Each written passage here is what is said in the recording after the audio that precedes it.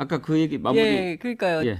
그 전날 최고위에서 아무도 얘기를 안 했는데 장해찬 청년 최고만 문제 지적을 합니다. 그 저 목사님에 대해서. 그리고 나서 그 이튿날 단독 보도로 대통령실에서 징계를 요구했다고 하고. 그리고 말씀하신 대로 지금 뭡니까 그 윤리위원장 선임하고 그래서 이제 13일 날 징계를 한다는 거잖아요. 그러니까 대중이 요구할 때는 아무 소리도 안 하다가 이런 걸 보면 국민들이 너무 야 이거 진짜 이렇게까지 하냐 이렇게까지 개입을 하냐 이런 걸 느낄 수가 있는 거죠. 누가 정강훈 씨 실수인지. 얘기는 제가 이제 앞으로 가급적 안 하려고 해요. 그러게요. 괜히 키워주는 것 같아요. 맞아요. 그걸 노리고 또 자꾸 뭐 쓸데없는 얘기를 하는 것 같기도 하고요. 자, 다시 이제 돌아가서 도청이 있었느냐 없었느냐 이제 진실 공방으로 가고 있습니다. 이런 경우에 밝히기는 참 어렵지요. 뭐 이제 그런 것 때문에 그러지 않을까 싶은데 그건 봅시다.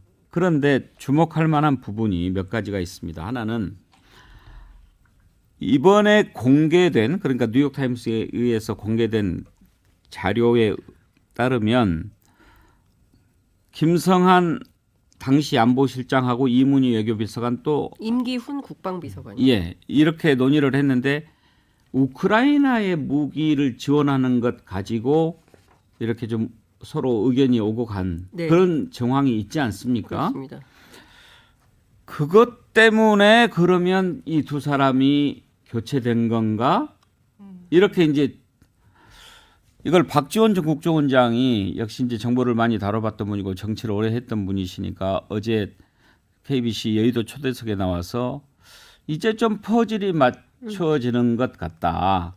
처음에 블랙핑크 레이디 가가 나왔을 때 뭐 그런 걸 가지고 이렇게 생각을 했는데 만약에 그렇다고 한다면 미국이 노리는 바는 지금 이렇게 해서 우크라이나로 뭐 하려고 하는데 우리가 만약에 그렇게 했을 경우에 미국이 최종 소비처가 안 됐을 때 나중에 올 수 있는 그런 것을 어떻게 감당할 수 있겠느냐라고 반대하니까 날려 이렇게 된 게 아닌가 이런 생각을 하는 것 같습니다. 박지원 전 국정원장 얘기를 한번 들어보시죠. 김성한 외교안보실장과 이문희 외교비서관 간에 그러한 염려를 했거든요. 네. 이건 실질적으로 김성한 외교안보실장은 국빈 방문해서 만약 그러한 것을 합의했을 때는 네. 굉장히 저항이 있을 것이다 하는 염려의 말씀이더라고요. 네. 그렇기 때문에 저는 그 도청의 결과를 가지고 네. 문제가 된 것 아닌가. 한국 러시아의 관계도 굉장히 어렵게 만드는 일이기 때문에 하지 말아야 되는데 미국 입장에서는 꼭 지원을 해줘야 되거든요. 네. 그러니까 그러한 것을 도감청해서 김성한 외교안보실장이 강하게 안 된다고 버티기 때문에 블랙핑크 레이디 가가라는 말을 내가지고 몰아냈지 않는가 그런 합리적 의심을 합니다. 장윤미 변호사 네. 어떻습니까? 합리적 의심할 만하다고 생각되지 않습니까? 그런 것 같습니다. 일단 김성한 그 전 실장의 워딩이 지금 감청의 내용으로 도청의 내용으로 보도가 나오는 걸 보면 일단 우크라이나에 직접적으로 무기를 공여하는 것은 상당히 좀 문제가 있을 수 있다라는 부정적 기류를 해서 그렇다면 대안으로 폴란드를 통해 우회적으로 하는 방법이 있을 수는 있지만 상당히 외교적 부담이 된다라는 기류의 이야기를 해요. 그러면 이 사람 같은 경우에는 미국의 요구가 객관적으로 있더라도 이걸 전격 수용하는 거에 대한 어떤 부담감, 대한민국의 이 어떤 상황을 진단을 했던 것인데 아마 제가 추단하기로는 김태효 1차장은 그런 기류가 아닐 겁니다. 지금 보여주는 태도를 보더라도 굉장히 미국과의 관계에서는 맹목적이고 완강한 부분이 있어요. 그 부분이 격돌이 되고 아마 굳이 이 우크라이나 무기를 주는 이 이슈만이 아니라 곳곳에서 부딪혔을 거라는 합리적인 추론이 가능해 보입니다.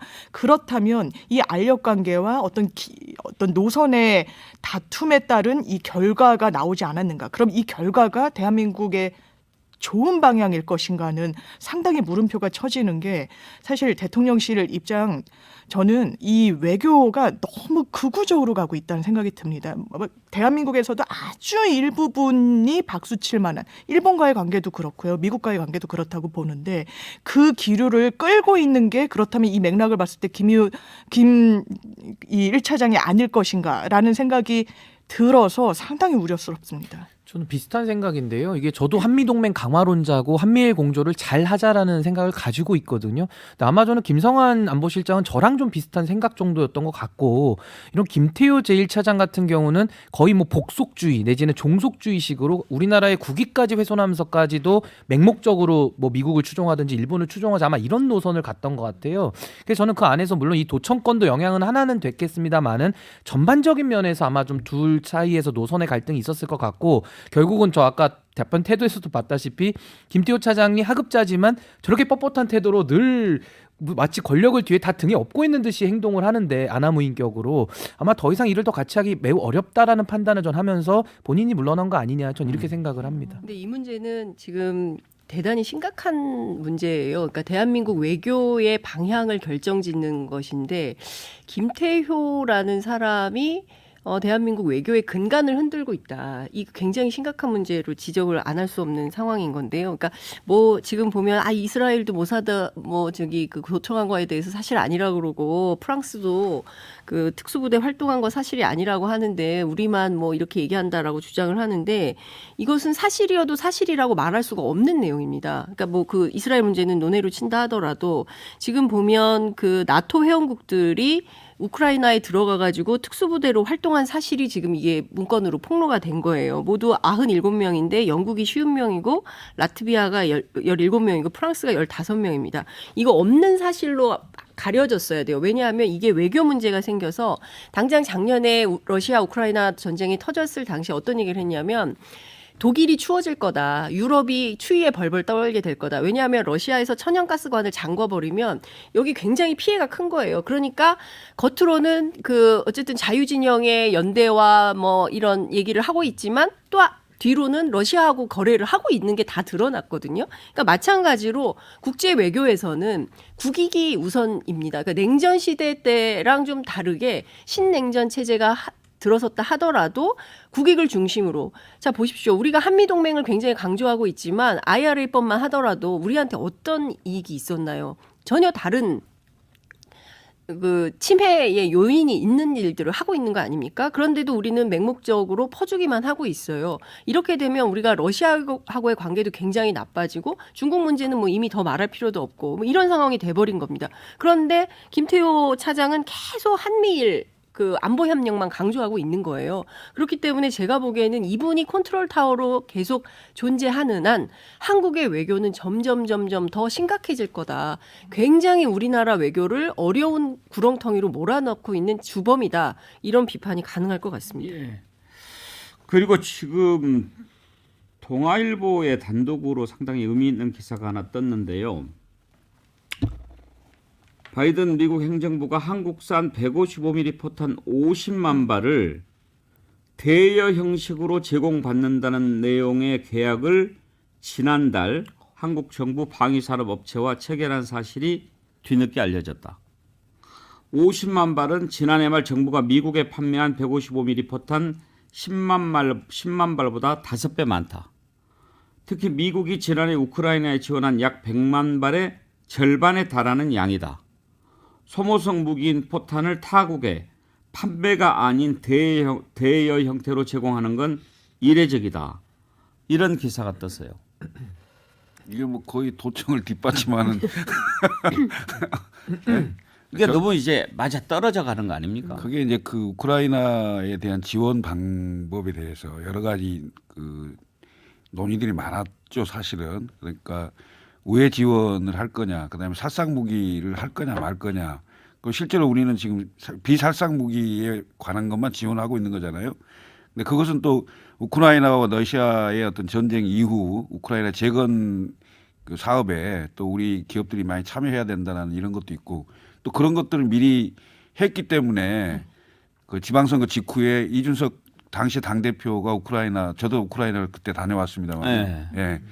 그런 그 외교적 그 활동들을 한 거죠. 그래서 그 지금 여러 얘기들이 나오는 그 방법 중에 한 방법이 지금 동아일보 단독으로 나오는 것 같습니다. 그러니까 미국 측을 통하거나 폴란드를 통하거나 캐나다를 통하거나 뭐 이런 여러 경로들은 정부 내에서도 또는 그 외교 그 당국자들 내에서도 아이디어 차원에서 있었던 걸로 보이는데 사실은 지금 이제 도청과 관계에서 우크라이나 지원 문제가 딱 나오고 그다음에 이 기사까지 나오면서 결국 뭐 다 알고 있었네. 이렇게 되는 흐름으로 가고 있는 게 아니냐 이런 생각이 좀 듭니다. 예. 예. 진실은요. 안 해주고 있어요. 전부 다. 장윤성 기자님. 네. 기자로서 평생을 진실을 위해서 뛰어왔지 않습니까?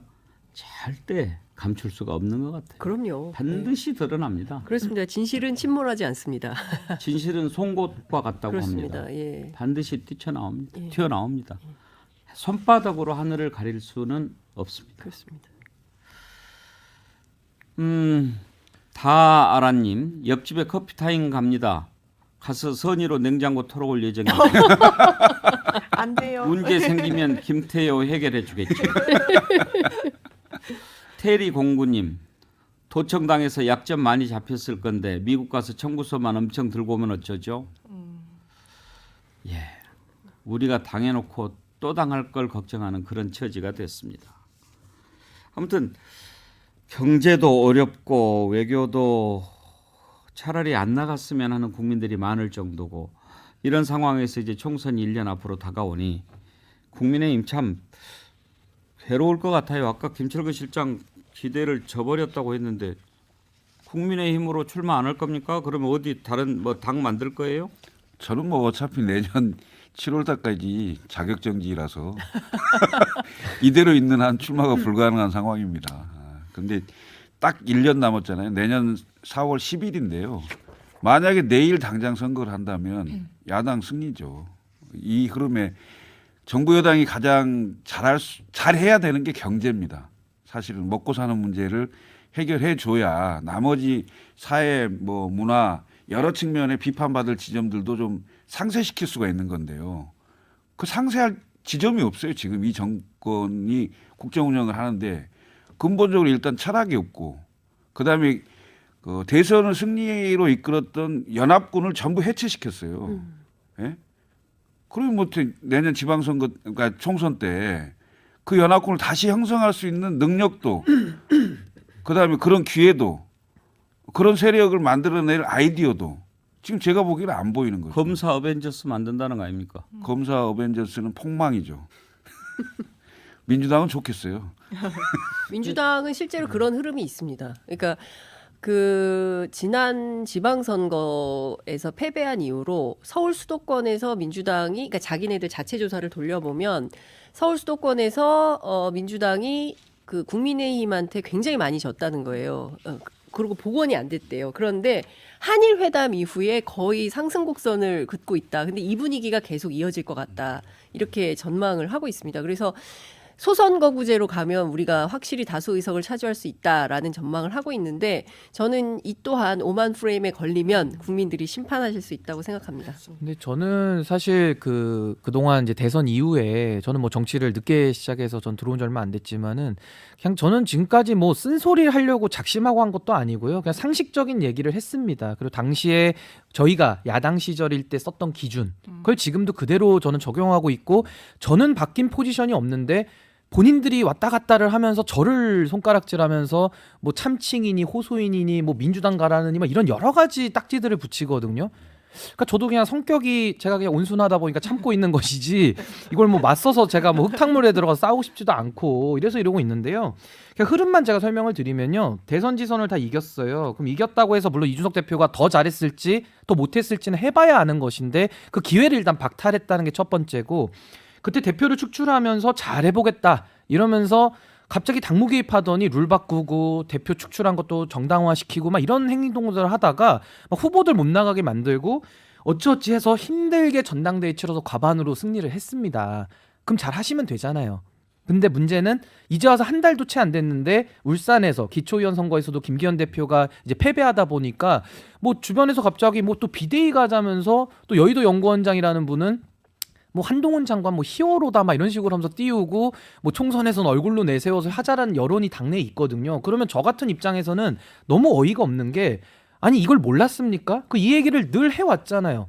근데 그때는 귀 기어 듣지 않고 마치 김기현 후보가 어부바 정치 제가 뭐 반사체 정치라고 살짝 비아냥도 거렸습니다만은 안 좋은 과거 구태 정치를 계속하면서 국민들한테 솔직히 좀 도전적인 정치를 계속 해온 것인데 이제 와서 갑자기 또 이게 잘못됐다라고 하면서 또 비대위 운운하는 것은 저는 정말 이거 양심 없는 짓이다. 저는 이렇게 생각합니다. 뉴시스 여론조사가 나왔는데요. 차기 총선 정당 후보 선호도 조사를 했는데 더불어민주당 후보 지지가 국민의힘 후보 지지보다 13.9%포인트나 앞서는 것으로 나타났다. 이런 기사가 있습니다. 자세한 내용은 중앙선거 여론조사 시민회 홈페이지를 참조하시면 되는데 물어봤더니 민주당이 48.0, 민주당이 48.7, 국민의힘 후보를 지지하겠다가 34.8 이렇게 차이가 많이 납니다. 지역별로도 부산, 울산, 경남을 제외하고는 모든 지역에서 민주당 후보가 앞섰고 눈길을 끄는 것은 TK에서도 민주당이 43.6, 국민의힘이 43.0 오히려 민주당이 앞서는 걸로 물론 오차범위 아니지만 대구 경북에서도까지 이렇게 됐다고 그러면 정말 국민의힘은 걱정할 만하죠. 유승민 전 의원이 어제 윤석열 대통령이 이렇게 만들었다 아주 강하게 비판을 했던데요. 한번 들어보시죠. 김기현 대표 취임하고 나서 국민의힘이 계속 지금 지지도 내려가고 예. 대통령 지지도도 내려가고 그런 상황인데 당이 이 모양이 된 거는 저는 그는 윤석열 대통령 책임입니다. 아, 대통령 책임이다. 왜냐 지난해부터 당을 100% 장악하려고 뭔가. 뭐 전당대회 룰 바꾸고 이 사람 저 사람 주저앉히고 다 그러지 않습니까? 의원님부터 그건 전부 대통령의 예. 우중에 따라가 이루어진 일이고 김기현 대표와 지금 최고위원들이 100% 윤석열 대통령의 우중에 따라서 선출된 당원 100%로 선출된 사람들이에요. 예. 그러니까 요즘 예컨대 뭐 최고위원들이 무슨 실언을 했다. 5.18 관련, 뭐 정광훈 목사 관련, 밥안공기 관련, 태영호. 뭐 실언을 했다. 4.3 관련 실언을 했다. 그거 몰랐냐 이거죠. 그럴 사람들인 줄 모르고 뽑았냐 이거죠. 그렇게 당을 그렇게 만든 거는 저는 윤석열 대통령 책임이에요. 그래서 내년 총선 가까이 가서 윤석열 대통령 지지도가 50% 이상이 되고 예? 국민의 상당한 지지를 받고 그렇게 되면 윤석열 대통령 이름으로 총선을 치르면 되는 겁니다. 예. 그죠? 윤석열 대통령께서 얼마 전에 자기 이름으로 대통령 이름으로 총선 치르겠다고 하셨거든요. 분명히. 근데 만약 윤석열 대통령 지지도가 지금과 같이 뭐 30%에서 왔다 갔다 하고 또 우리 여론조사에 보면 야당 뽑겠다는 국민들이 훨씬 많고 이 상태가 계속되면 예. 그러면 당은 무슨 다른 대안이 있어야 될 거 아니에요. 그렇죠. 이 지도부, 이 지지도로 어떻게 총선을 치르겠습니까? 국민의힘 긴장해야 되겠죠. 왜냐하면 이대로 선거를 치를 수가 없고 제가 보기에는 올 여름을 넘기기도 쉽지 않을 겁니다. 왜냐하면 이게 지금 그 취임 한 달인데요. 한 두세 달 정도 100일 정도 그 맡겨놨는데도 전혀 변화의 조짐이 안 보인다. 그리고 선거는 거의 뭐 이제 10개월 이내로 들어오는 상황이 되면 특히 수도권에 출마하려고 하는 사람들 같은 경우에는 희망이 없죠. 공천 받으면 뭐합니까? 떨어질 확률이 더 높다고 생각하면 예? 공천 경쟁을 할 필요 없는 상황이 되는 거잖아요. 그러면 당내에서 여러 움직임이 생길 수밖에 없습니다. 이대로는 안 된다라고 하는 게 있을 수가 있겠죠. 그런데 정작 중요한 건 당무 개입을 굉장히 심하게 하고 있는 대통령실의 태도와 생각이 바뀌지 않으면 그게 원활하겠냐는 거예요. 문제는. 바뀔 거라고 생각하지 않으시죠? 저는 기대를 접었다고 아까 얘기했죠. 자, 그러면 아니 이제 정말 중요한 문제입니다. 예. 지금 그렇게 하면 뭔가 탈출구나 뭔가 변화 활로를 모색할 수 있을 건데 안 바뀔 거라고 생각하시잖아요. 그러면 어떻게 될까요? 시간은 가까워졌는데 실제로 지지율이 변화가 없고 이런 상황이면 그 선거를 이제 결국 대통령이 여당은 대통령의 그 역할이 가장 중요할 수밖에 없는 상황이잖아요. 그럼 대통령이 어떻게 선거를 치를 거냐. 그 이명박 대통령 때 마지막 총선 늘 홍준표 대표가 아닌 박근혜 비대위원장 체제로 선거를 치렀어요. 당명도 바꾸고 그래서 과반을 했잖아요. 그런데 박근혜 대통령 시절에 그 중반에 있었던 총선은 김무성 체제로 치르면서 진박 논란을 엄청나게 했어요. 그때도 선거 직전까지는 당시에 여당이 훨씬 유리하다고 했고 이유가 뭐였냐면 제3당이 또 나와 있었기 때문에 그렇잖아요. 그래서 180석 이상을 할 거라고 막 했는데 결국 진박 논란을 겪으면서 제1당을 민주당한테 내줬어요. 그리고 당시에 제3당인 국민의당이 38석을 했고 그래서 결국은 어찌 보면 보수가 완전히 과반으로부터 떨어지고 결국은 국회에서의 영향력을 잃음으로 인해서 결국은 탄핵으로 가는 이런 상황이 된 거 아닙니까? 그래서 저는 선거 중반에 있는 그러니까 대통령 임기 중반에 있는 선거입니다. 이 선거는 반드시 심판 성격이 강합니다. 그건 뭐 불보듯 뻔하죠. 집권한 세력을 2년 동안 잘했냐 못했냐 어떻게 할 거냐 이거에 대한 심판이 훨씬 강하겠죠. 물론 야당이 거대 야당이어서 야당 횡포가 심했다고 보는 생각도 있겠지만 대체로 정권 심판이 강한 상황이에요. 그러면 결국 그것을 상쇄시켜 줄 수 있는 여권의 힘이라는 게 결국 경제거든요. 경제, 외교, 안보 이런 거에서 굉장히 득점을 해야 되는데 득점이 아니고 오히려 더 실점을 하고 있잖아요. 예? 그러면 뭘 가지고 선거를 치릅니까? 그러면 TK 여론은 좀 잘 봐야 되는 측면이 있는데요.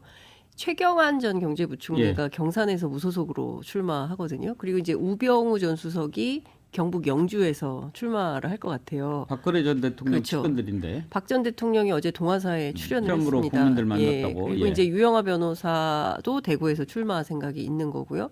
그래서 이제 친박이 새로 뭔가 세력화를 하려고 하는 거 아니냐라는 얘기가 여의도 정치권 안에 떠돌고 있는데요.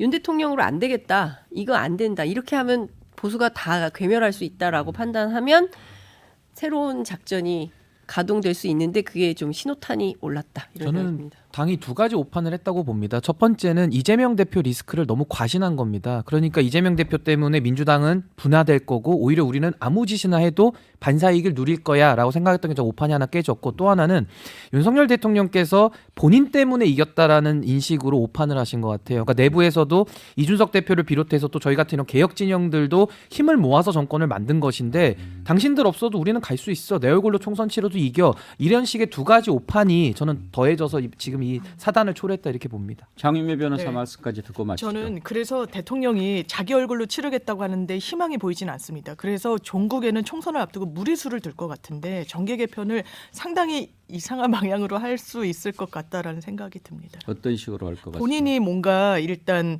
그 당내 세력에서 더 이탈해가지고 본인의 세력을 구축하려고 하는 움직임을 보이지 않을까. 거기에 주축이 되는 게 일단 검찰 출신 인사들이 되지 않을까라는 생각도 해봅니다. 예, 하여튼 이제 1년 남았는데 여러 가지 변수가 생길 것 같기도 하고요. 하여튼 저는 이번 총선을 역대 어느 총선보다도 더 관심 있게 지켜보려고 합니다. 예, 오늘 여기까지 하시고요. 아까 여정은경님 시사 1번지 도청 준비 완료. 오늘의 주제를 확실하게 정리해 주셔서 우리 패널들을 즐겁게 해주셨는데요. 여정은경님께 자연주의 화장품 글래모에서 드리는 선크림 아이크림 세트 드리도록 하겠습니다. 오늘 함께해 주신 여러분 감사합니다. 수고하셨습니다. 네, 감사합니다. 감사합니다. 내일 오전 11시에 다시 찾아뵙겠습니다.